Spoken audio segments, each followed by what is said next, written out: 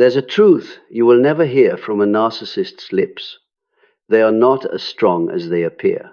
Behind the mask of confidence, behind the controlled voice and the commanding gaze, hides a lost child surviving on the attention of others. They don't love you. They are addicted to you, addicted to your reactions, your emotions, and especially to the vulnerability you once offered them like a gift. But if one day you awaken, if you stop feeding them that emotional energy that once kept them alive, their entire world begins to crack. And the irony? They will do everything in their power to keep you from leaving. Not out of love, but out of fear. Fear of losing their last source of power. This is not a story of revenge, nor a trick to turn the tables. It is a journey of reclaiming sovereignty over your heart and your energy. When you stop being a puppet in their emotional theater, you don't just escape, you make them crave something that now belongs entirely to you, your presence. And that is the moment the game reverses. The one who once manipulated you becomes the one who depends on you, not because you fought back, but because you woke up. 1. The narcissist doesn't love you. They're addicted to your reactions. They don't love you. They love the way you react. That may sound shocking, even painful, but be honest. How many times have you found yourself desperately trying to keep that love, even when it was draining the life out of you? Real love doesn't make you feel swallowed, reshaped, or forced to bend into someone else's mold. A narcissist doesn't enter a relationship to share, they enter to possess. What they seek isn't connection, but domination. Not understanding, but emotional control. Have you noticed how, when you're hurt, they act indifferent, but the moment you go silent, they start chasing again? When you express emotions, they dismiss, belittle, or worse, use your pain to make you feel guilty. But when you go quiet, when you stop texting, when you no longer need their explanations, they suddenly reappear, checking in, half apologizing, pretending they've changed. Not because they miss you, but because they need your reaction to confirm their worth. For a narcissist, your reaction is the measurement of their power. Every time you cry, argue, or over-explain, you validate their control. Why? Because it proves they're still the center of your emotional universe. And for them, that's all that matters. Love doesn't live in their heart, it lives in their ability to control yours. The painful truth is that many people don't see this. You think you're fighting for love, trying to make things right, but in reality, you've slowly become someone who lives to react to another's moods instead of living from your own truth. That's the sweetest trap of a toxic relationship. You're not bound by chains, but by hope. Hope that if you're kind enough, patient enough, understanding enough, they'll change. But understand this, they don't need you to change them. They need you to stay exactly the same, sensitive, forgiving, self-doubting, and always feeling not enough. They want you to believe you're the problem, too emotional, too demanding, too difficult, because as long as you doubt yourself, they're safe. You won't leave. A narcissist is addicted to your emotions the way an alcoholic is addicted to alcohol to escape their emptiness. They use your reactions to fill the void inside. Every time you feel, whether it's love or anger, you feed them energy. You think you're connecting, but you're actually fueling a system that runs on the pain of others. So be honest. Are you truly loving, or are you being drained? Are you being heard, or merely used so someone else can feel important? If that truth stings, good. Awakening always begins with loss. When you stop reacting, you're not being cruel, you're healing. When you stop trying to please, explain, or cry just to be understood, you're not giving up on love, you're giving up on illusion. You can't teach a manipulator to love, but you can learn to love yourself more. Let your silence speak. Let your calm become the alarm that says the game is over. And if they return, begging, apologizing, promising the world, don't be fooled. They're not back because they finally see your value. They're back because they've lost their favorite tool to fill their inner void, and they know no one ever reacted as perfectly as you once did. But that has changed. You're no longer that person. You now understand. Love isn't measured by how much pain you can endure, but by how much freedom you feel within it. When you stop reacting, stop begging, stop explaining, you don't just reclaim yourself. You see the truth. The narcissist never truly held you. You simply stayed too long. Today, you can choose differently. Not to punish, but to set yourself free. Not for them, but for you. And when you are silent, not from pain, but from clarity, they will realize there is no way back this time.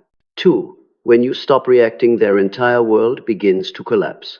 Silence is not retreat, it's declaration, a statement that you no longer play by their rules. And when you stop reacting, something extraordinary happens, their world begins to crack. To an ordinary person, silence is just a pause. But to someone who feeds on emotional control, your silence is like pulling the plug from their power source. They lose connection. They don't know what to do. No one left to manipulate. No stage left to perform on.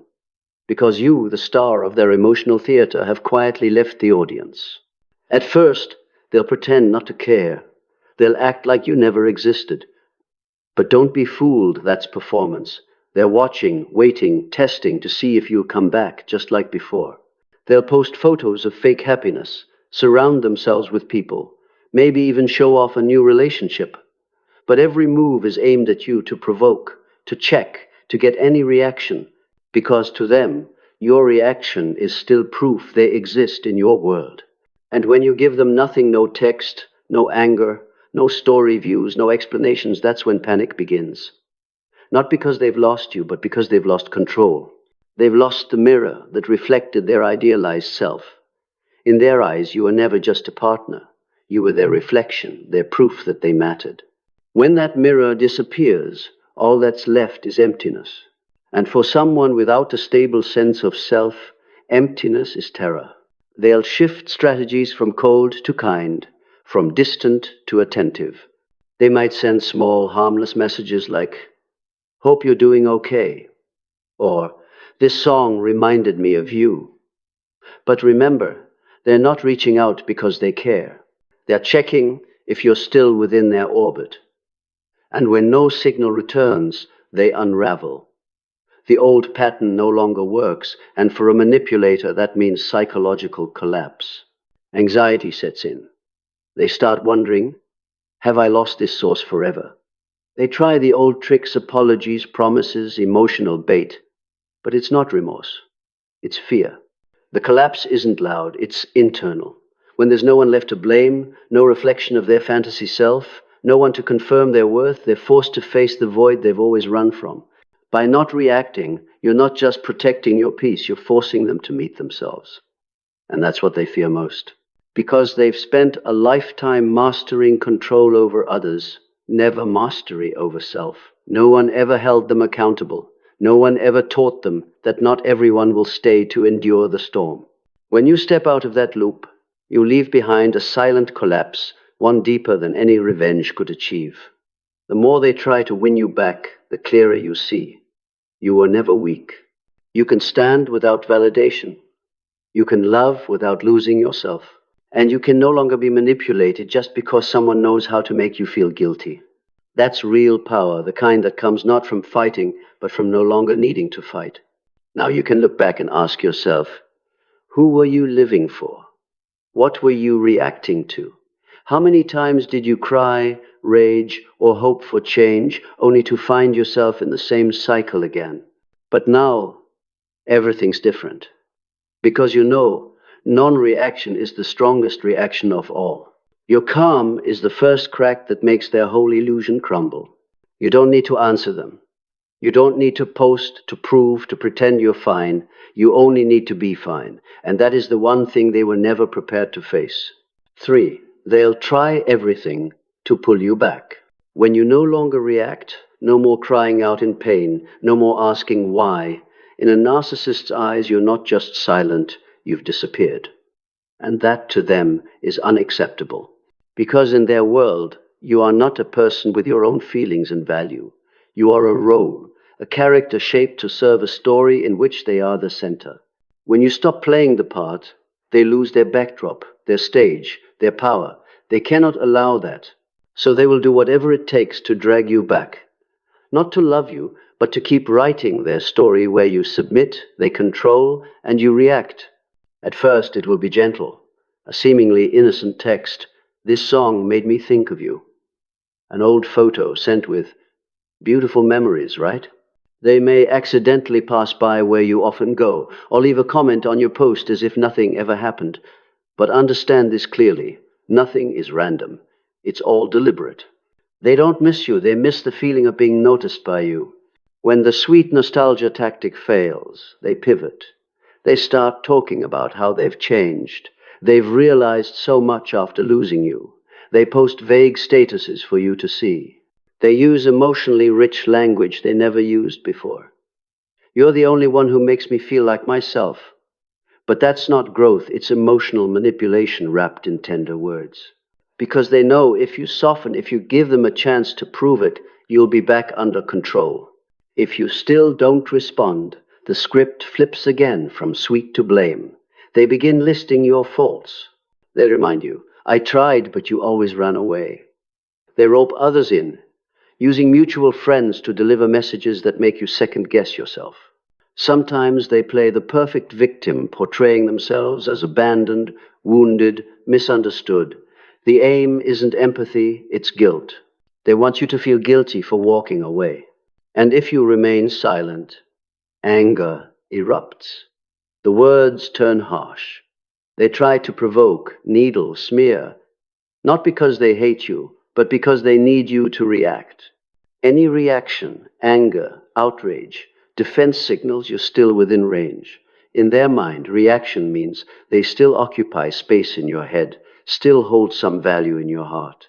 They don't need love, they need importance. What terrifies them most is when you don't react to anything. You don't reply, you don't comment, you don't defend yourself, you don't allow their presence to touch the peace you've reclaimed. That's when the real panic begins, because you haven't just refused to come back. You've stepped out of the role they assigned you. And once you're no longer an audience member in their self-written play, they have no idea what to do with themselves. Some narcissists will reach for the ultimate weapon, a distorted version of love. Suddenly they realize you're their true love, the one they'll never find again. They write handwritten letters. They show up at your door. They talk about marriage, children, a future together. They promise to change, even agree to therapy if you give them one more chance. But be careful. Someone who needs power more than love will do anything to keep you as long as they don't have to face the loss of control. Real love doesn't arrive after someone has shattered you. It doesn't come from pleading when you've withdrawn your energy. It comes from consistent kindness, from two people growing together. If someone only begins to love you when you leave, that isn't love, it's fear of losing a tool of manipulation. Remember, every return requires your permission. If you don't grant it, there is no return. Not because you're cruel, but because you've learned to be kind to yourself. You've learned the lesson they never wanted you to learn. You are not obligated to heal someone by sacrificing yourself. Let them try everything. You only need to hold one thing, the peace you reclaimed through your own pain. And when they realize you're no longer who you were, no longer easily swayed, no longer seeking explanations, no longer reacting as before, it's they who become lost, not you. 4.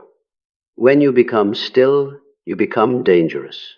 There is something that frightens a narcissist more than resistance: absolute stillness.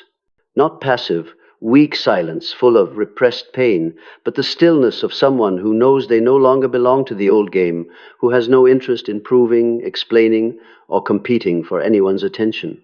This is the most dangerous state you can reach in your exit from a toxic relationship, not because it makes you hard, but because it removes every lever they once held. Stillness doesn't mean you don't hurt. It means you've moved through the hurt long enough to understand that emotional reactions only fuel the one who manipulated you. As long as you cry, rage, or demand explanations, you remain entangled, you remain supply. But when you're no longer doing that, when you quietly withdraw your emotional energy without complaining, criticizing, or pleading, you become to the narcissist something unreadable. And what cannot be read becomes frightening. An emotional manipulator survives on prediction. They need to know how you react to their silence, their critique, their act of change. They need you to cycle through the loop. They wound, you explode. They soothe, you forgive. They need you predictable to keep control. True stillness breaks that loop. You no longer fall into the trap of anger, appease, forgive, repeat. You don't need them to admit fault. You don't need them to return. And that is a complete inversion of power. Your stillness makes you dangerous, not because you're cold or ruthless, but because you're embodying a power they will never have, self-possession. You know who you are, what you want, and what you deserve without anyone's approval. You're not seeking validation from someone incapable of healthy love. That disorients them. The old formulas no longer make you react. They don't know whether you still care. They can't understand why you don't explode when they text after months of silence. They can't fathom how you can look at them without being pulled back in. That's when they start to flounder. Some will soften, sweeten, attempt reconciliation. Some will lash out, mock, or provoke. Others will play the victim, lamenting that you've changed, that you weren't like this before. And the truth is, yes, you have changed. You no longer react the way they predicted. That change doesn't merely remove their control, it forces them to face what they've always avoided. They no longer control you. Stillness is a language a narcissist cannot understand, but it haunts them. It sparks questions. Has she found someone else? Has she truly forgotten me? Why is no one saying anything to me anymore? Unable to bear being left in silence, they'll try every tactic to stir you. A surprise text, a birthday greeting, a comment on an old photo. Not out of love, but because they can't stand, no longer existing in your mind. This is where you must hold your state. If you react even with a single line, you're signaling, I'm still within your control. But if you remain still living your life, prioritizing your peace every second, without a response, is another second, their illusion of owning you dissolves. Stillness isn't punishment, it's recovery. When you're silent, it's not because you have nothing to say, it's because you no longer feel the need to say it. No explanations, no defenses, no proving your worth to someone who never truly listened. That wordless strength is exactly what makes you threatening to anyone who once lived off your emotional reactions. Eventually, they'll see. You're not just silent, you're free. No more bitterness, no more expectation, no more being sucked into the old loop of love, hurt, forgive, hurt again. You've learned to stand alone without collapsing. You don't need anyone to rescue you from loneliness, because you've transformed loneliness into a healing space. Your stillness isn't cold. It's deep. It has limits. It has boundaries. It has value. They may call you cold, unfeeling, even cruel. That only proves they never understood the inner battle you fought to reach this peace. They don't know how many times you had to choose silence over reaction. They don't grasp how often you reminded yourself, I don't have to return to pain just because someone gave it a new name. And that is why, in your stillness, you become dangerous. Because you didn't just walk away, you walked away without looking back. 5. You don't need to fight to win, you just need to stop participating. There comes a moment when you finally see it clearly. Fighting isn't always how you win. When you're facing someone who only wants to control you, manipulate you, and turn your emotions into supply, the kind of fighting you've been doing isn't the answer. You chase after them to prove you're right. You rush in to fix them. You work hard so they'll finally see. But here's the truth. Every time you react, every time you argue, you're continuing the old game. And that old game means you're being controlled. So you don't need to fight to win. You just need to stop participating. When you stop participating, you break the rules of the game.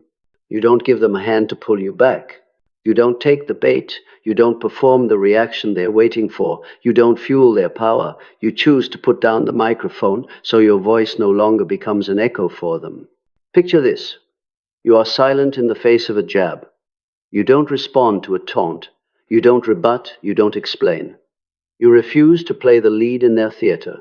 You step off the stage they built and simply stand in the wings. They watch you, test you, but you don't turn on the light. You don't step forward. You don't give them emotion.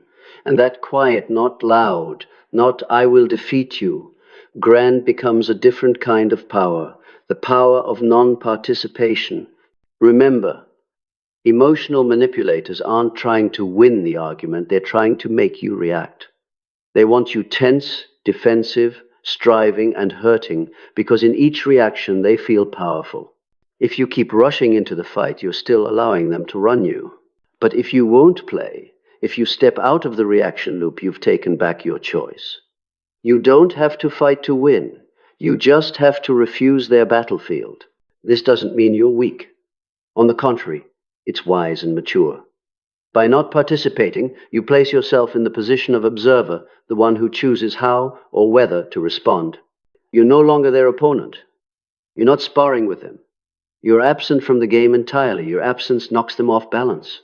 There's no opponent to perform in front of, no reaction to feed on, to feel alive. And this is where your power is redefined. Not the power of a louder voice, but the power of selective silence. Not participating isn't running away. You're not abandoning yourself. You're holding your ground, your values, and your right to peace. Every time you decline a fight, you set a boundary. I'm not playing this anymore. Repeated with steadiness, low reactivity, yet crystal clear, you start to change your choices. You choose peace over debate, freedom over external validation, yourself over being someone else's reaction energy. Think of how much time, how many tears, how many words you've spent explaining, countering, trying to win back recognition. Think of the battles you entered that had no finish line, because the other person didn't want dialogue. They wanted you in their game. And you joined, you set up the board, you made your moves, you reacted, and you still lost. But today, you say, no, I won't sit at that board, I'll keep my calm, I won't play. And that alone can disorient them more than any counterattack. When you don't participate, you cut off the supply that keeps their old way alive.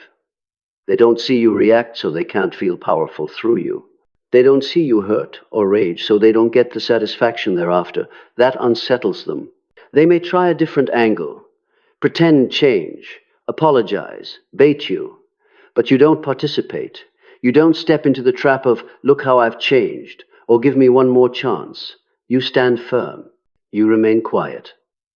And in that quiet, you plant the root of a much larger transformation, change from within. You don't need to fight to win, because winning their game will never make you happy. That battle loops, drags on, and has no true victor. They can shift tactics and soften you, but if you still enter the ring, you're still caught. If you refuse, you'll notice something. You're stepping out of the game. You begin to live differently. You allow yourself to heal, to be reborn, and in that way of living, you start attracting different things: stillness, self-respect, clarity. You attract people, places, relationships, not because you react, but because you choose not to. That's a wholly different energy. In non-participation, you learn to set boundaries not only with words, but with actions, how you spend your time, how you keep your silence, how you refuse to dive into drama. You learn to price your energy. If someone comes only to harvest reactions, you don't supply. If they only seek indulgence, you don't provide.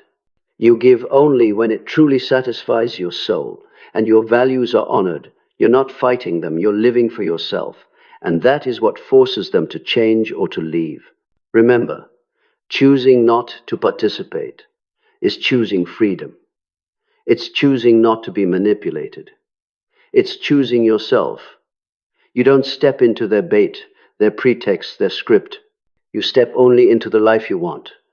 You live as you are. And in that life, without combat, without resistance, you've already won. Because victory isn't their acknowledgement or their apology. Victory is no longer needing them to know you're worthy. Victory is no longer reacting. Because you know reaction only feeds their game. Victory is not participating and still being at peace.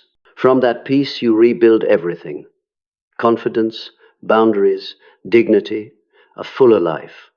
And that is the greatest win of all. 6. They begin to depend on the validation you no longer hand out.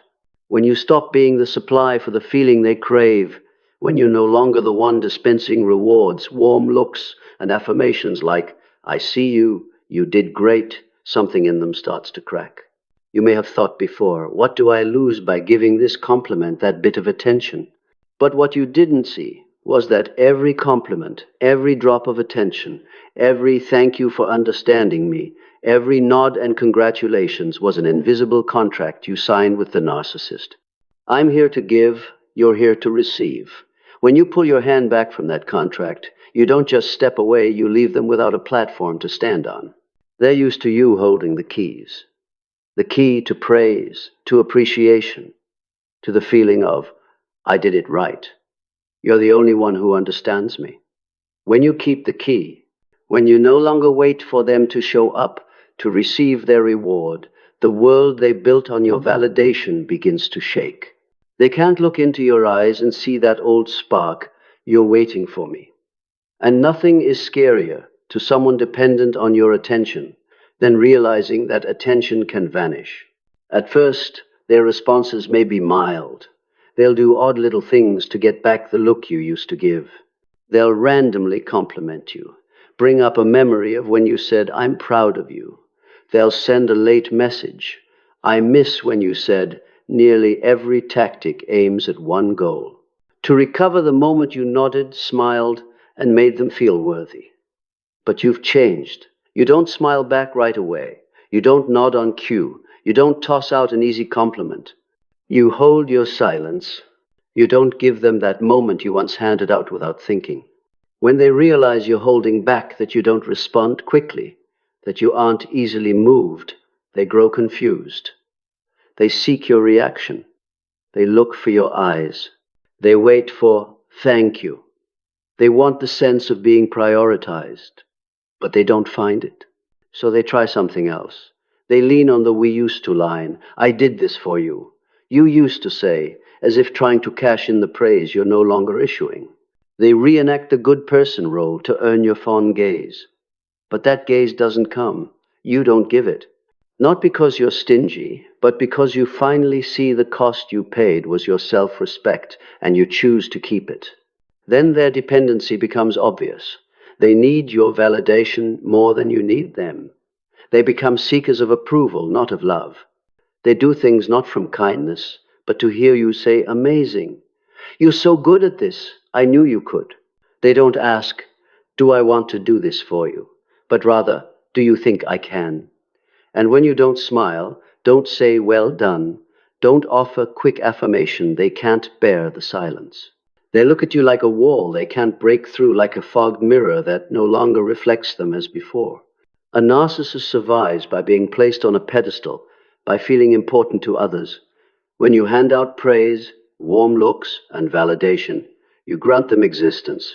When you withhold praise, withhold the fond gaze, withhold thank you for understanding me, you pull them from the peak into scarcity.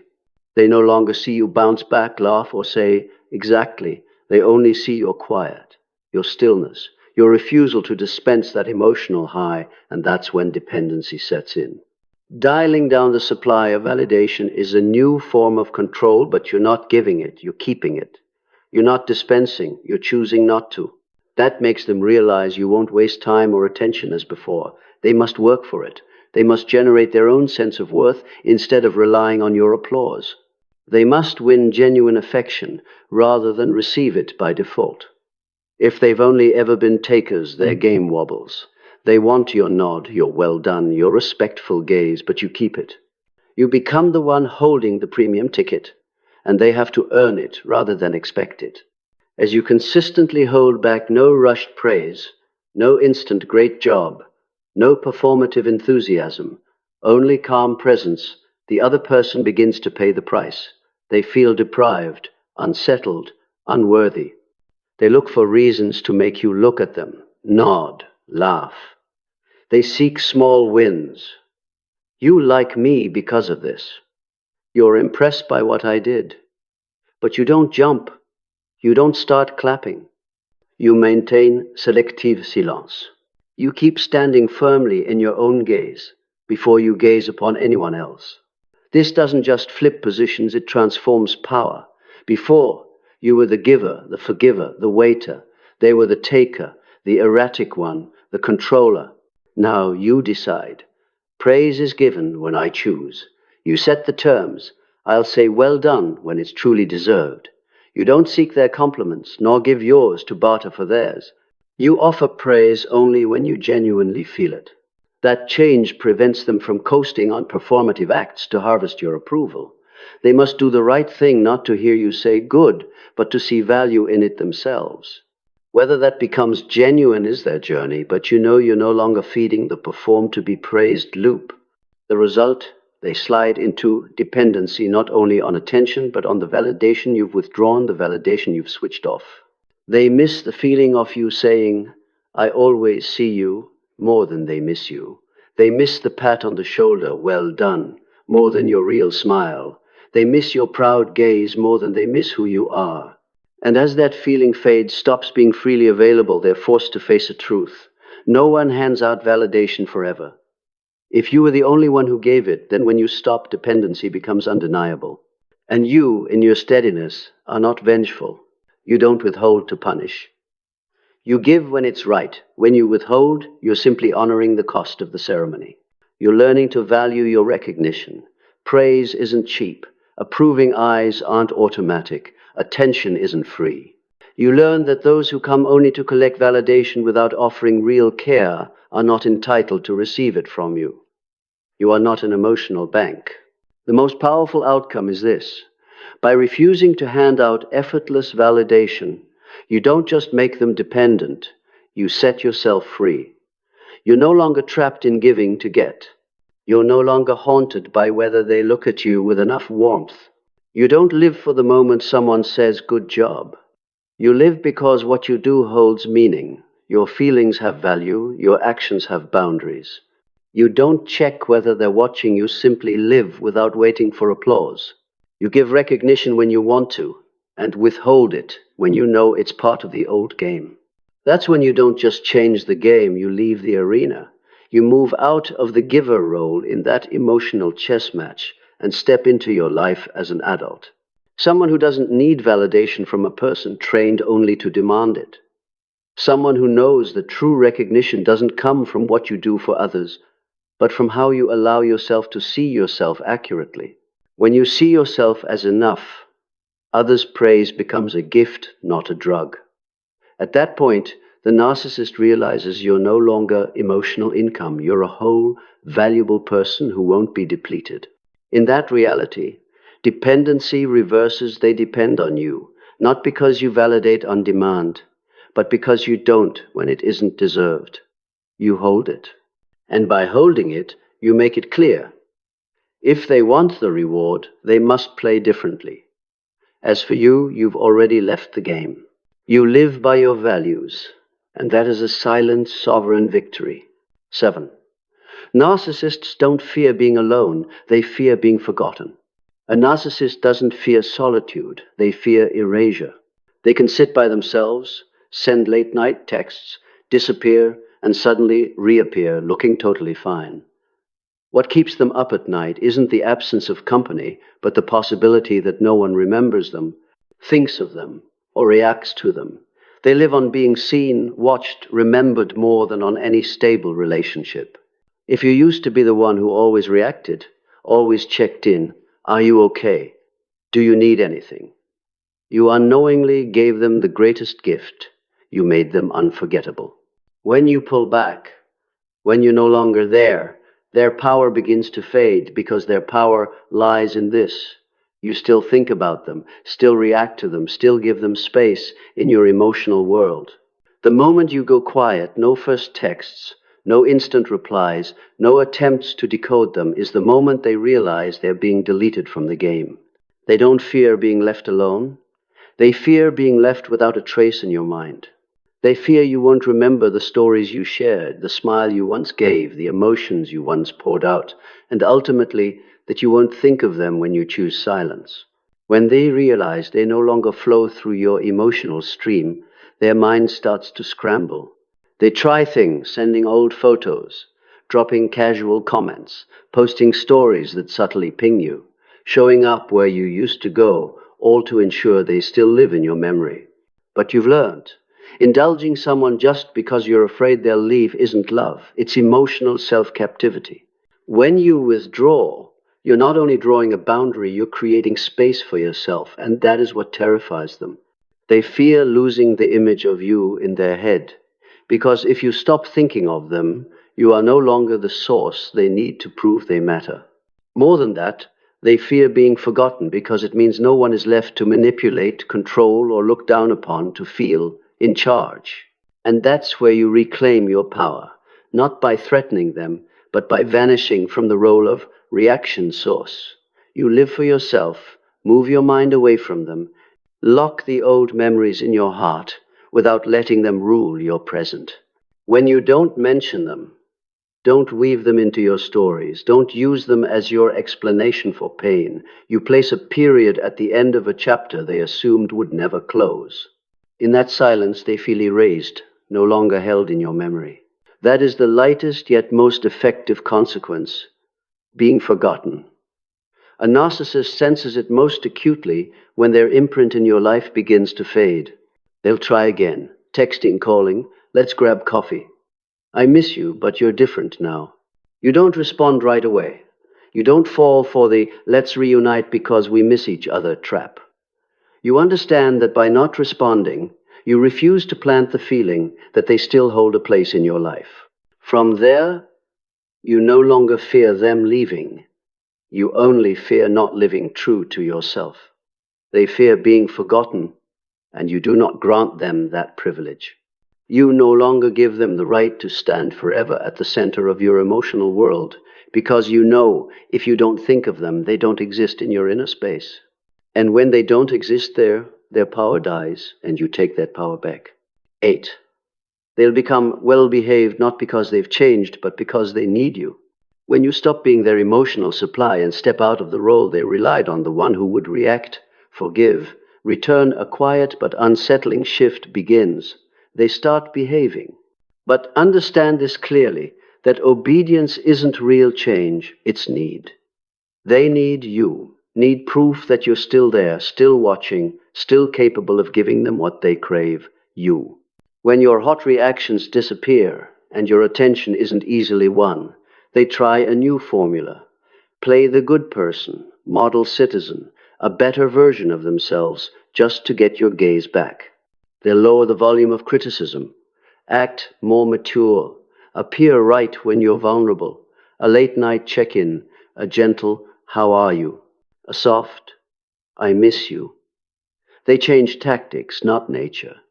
They don't learn empathy or truly understand you. They're restructuring strategy to win you back.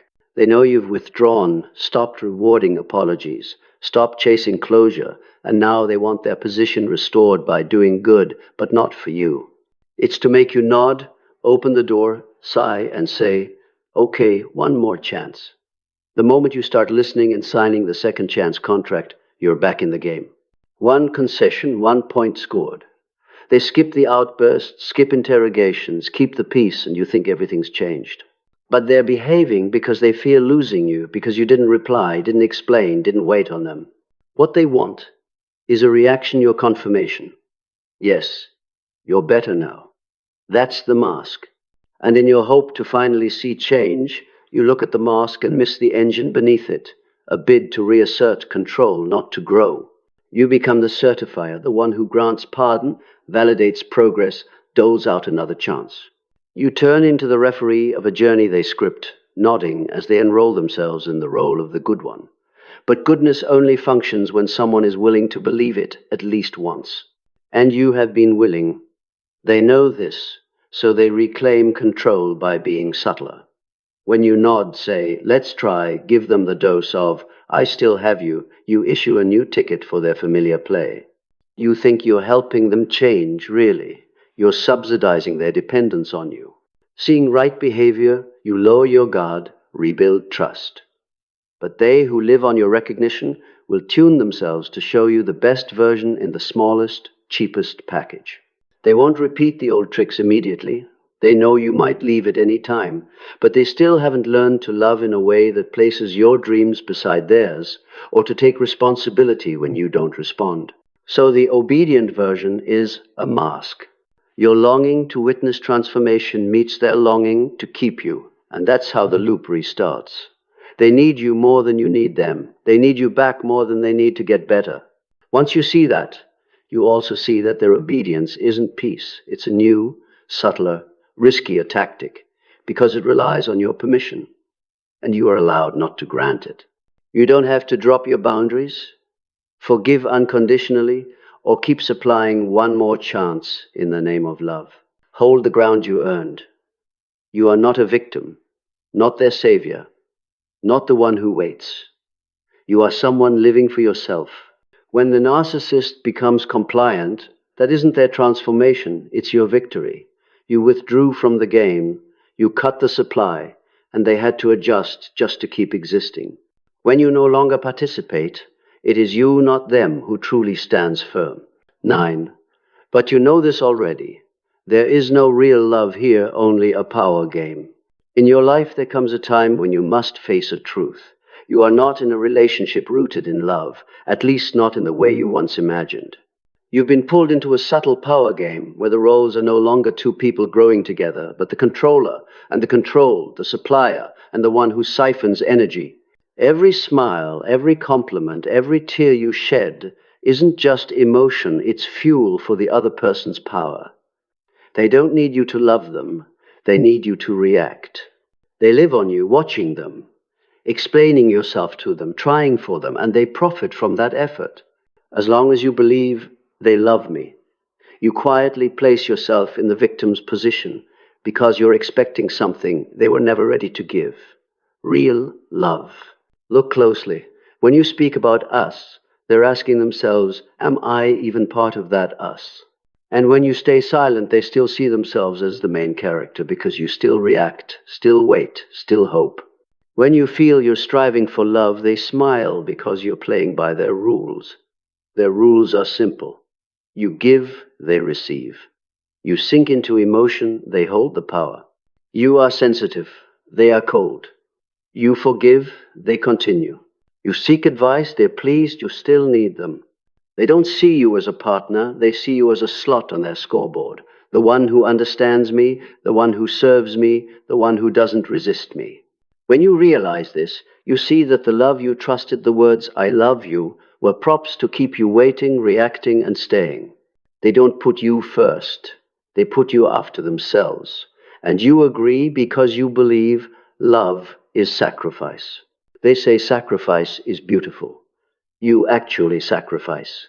You think you're becoming better through love, but in truth, you're disappearing for someone who only wants to occupy space in your life, not truly share it. They don't invite you into their world, they keep you at the edge, and you're grateful just to be allowed near. In the process, you overlook the truth. Real love doesn't tally scores. It isn't, I did so much for you, so you must repay me.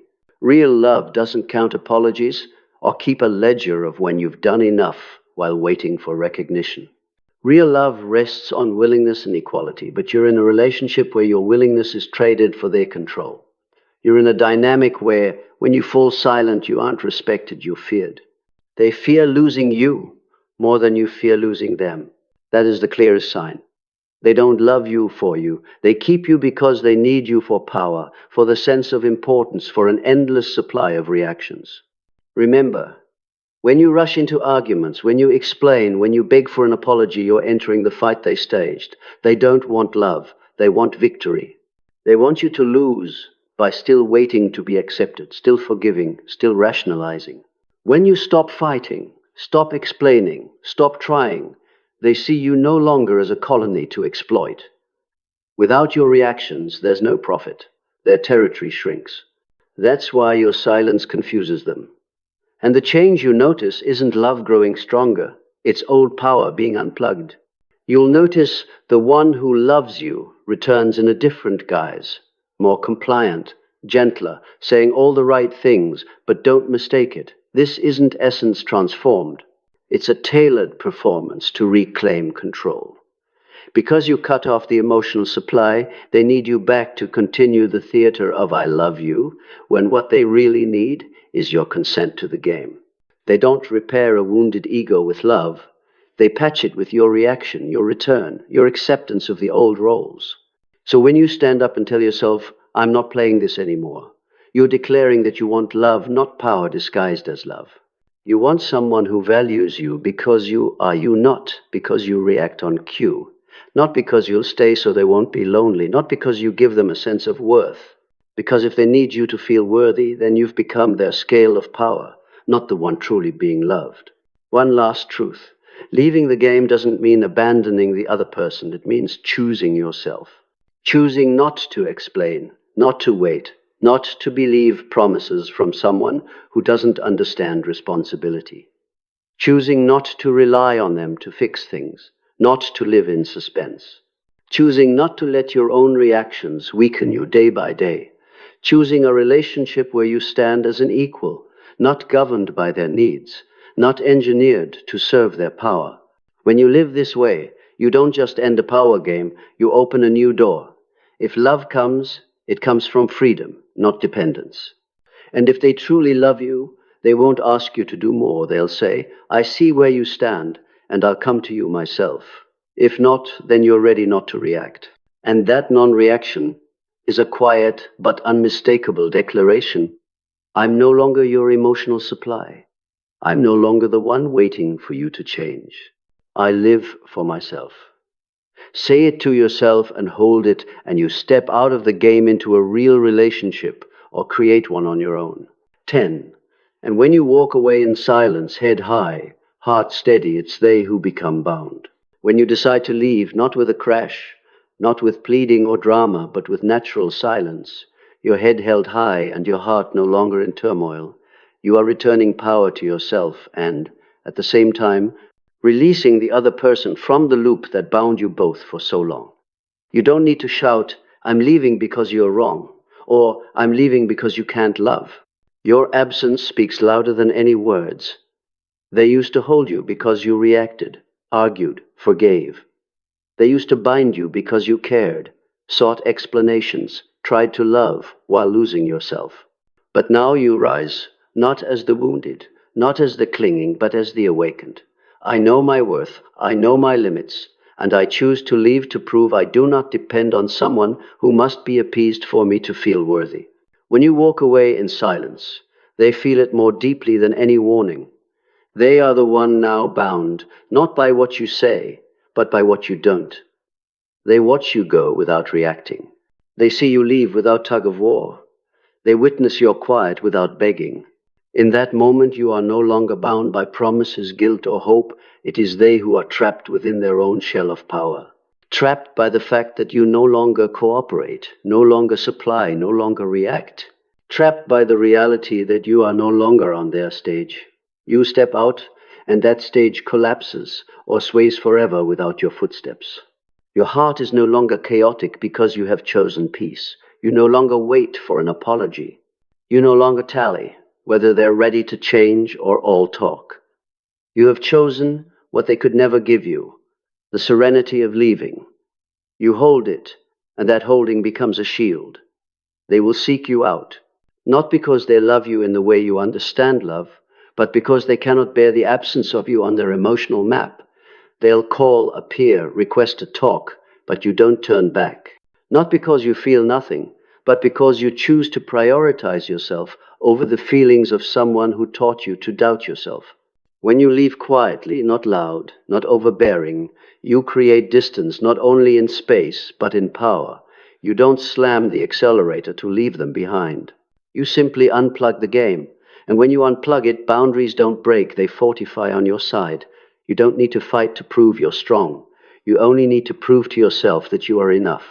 Enough to stand alone, enough to choose quiet over chaos, enough to walk away while keeping your self-respect intact. That gaze head high is the unspoken statement. I don't need you to know my worth.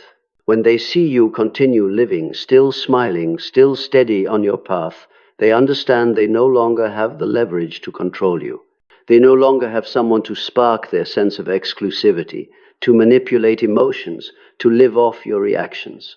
They are the ones bound wrapped in the lack of you. And you step into a new space unpulled by those old ties. You step into the life you create for yourself. You walk not for them, but for you. In that moment, you don't just leave a person, you leave the script they wrote for you. You leave the role of protagonist in someone else's play. You open your own story where you are the only main character, and you don't need an audience to validate you. When you walk away in silence, you're not quitting, you're winning in the gentlest way by no longer allowing anyone to hold you in place. In that moment, it is you, not the narcissist, who is truly free. Unbound by words, unshackled from reactions, the one who keeps your power and your life moves forward, not for anyone else, but for you. In the end, you don't need to defeat the narcissist through revenge or argument. You don't need to shout that you were right or try to prove them wrong. True power doesn't come from making them regret. It comes from no longer needing them to feel worthy. When you learn to stand alone, when your emotions are no longer dictated by their words, gestures, or silences, you break the cycle of dependency that once drained you. The narcissist may never change, but you can. You can learn, you can awaken, you can evolve. And when you stop fueling the performance they've staged, when you quietly step out of the role they tried to cast you in, you not only free yourself, you take away the only thing that ever made them powerful, your attention. Through intentional silence, through boundaries held firm, through a heart that no longer waits for what they cannot give you, restore your self-respect. And that is a journey no one can take from you. They may try to return, to tempt you, to change, just enough to win you back. But now you know, true love doesn't grow from fear of abandonment or a hunger for control. True love exists between two whole, free individuals who do not need to manipulate each other. You don't need them to feel worthy. You don't need an apology to move forward. And you don't need a perfect ending with them to begin your next chapter. That chapter is yours, written by you, for you, and because of you. Real liberation doesn't come from their transformation. It begins the moment you stop waiting for it.